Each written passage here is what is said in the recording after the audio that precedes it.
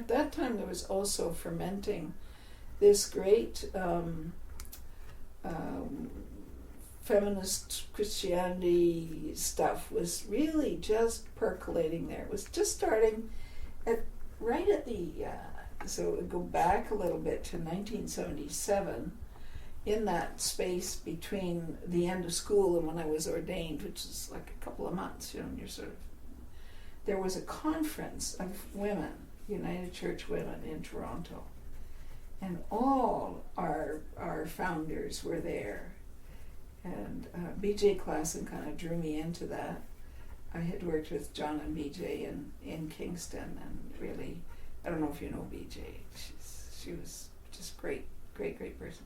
She's got Alzheimer's now, fortunately. But she was a real leader in the women's movement in the church, and there was also, the women from the Center for Christian Studies. I was living at the Center for Christian Studies for a couple of years, so all of those people. And, who else was there?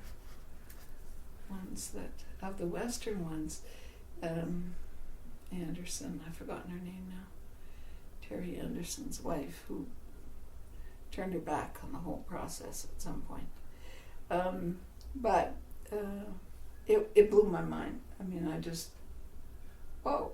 So it's sort of like I graduated in one framework and went off to my ministry in Rouen-Noranda in an entirely different framework. Like suddenly I was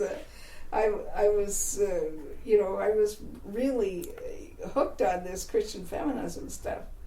I think I spent most of my time in theological school at Queen's, sort of trying to convince everybody, I'm not one of them. I'm not feminist, because feminists, I think in my mind, were sort of bra burners down in New York somewhere, and it wasn't that I was against women, of course, obviously not with what I was doing, but, I was pretty undeveloped at that point. So whole new doors opening, and it was just very exciting. It's great. And when I came back to do the graduate studies, there was much more going on, and everybody wanted, suddenly you couldn't really have a United Church Committee without not just one token woman, but hopefully, a couple or two or three, or maybe even as many as men, although that was really pushing it, obviously. So I just had all kinds of interesting things to do.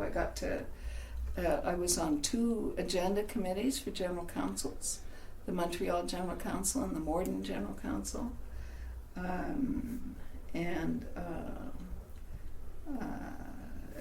I think of those as privileges. I guess some people think of those as very dull. They're dull moments, but they are exciting too. They are just really interesting.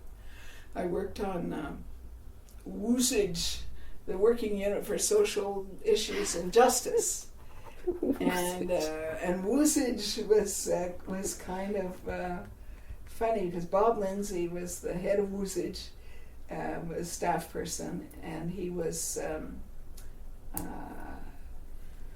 really neat guy, and but feminism was very new to him, and he had trouble seeing it as a social justice issue, that it was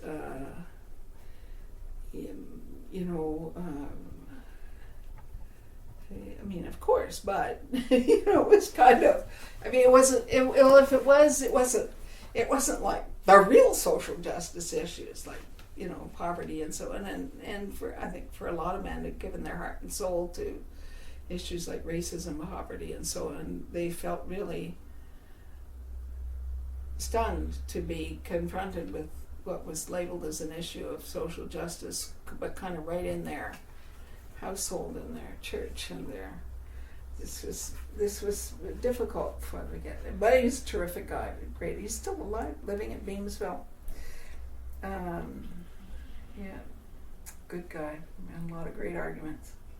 I lived at their house the first 2 years I was at. That's how I got on that committee, I think. Must have been part of the board room. I had had a room there, in their house the first 2 years in Toronto, and then I was in the Centre for Christian Studies the last 3 years I was working there. So that's all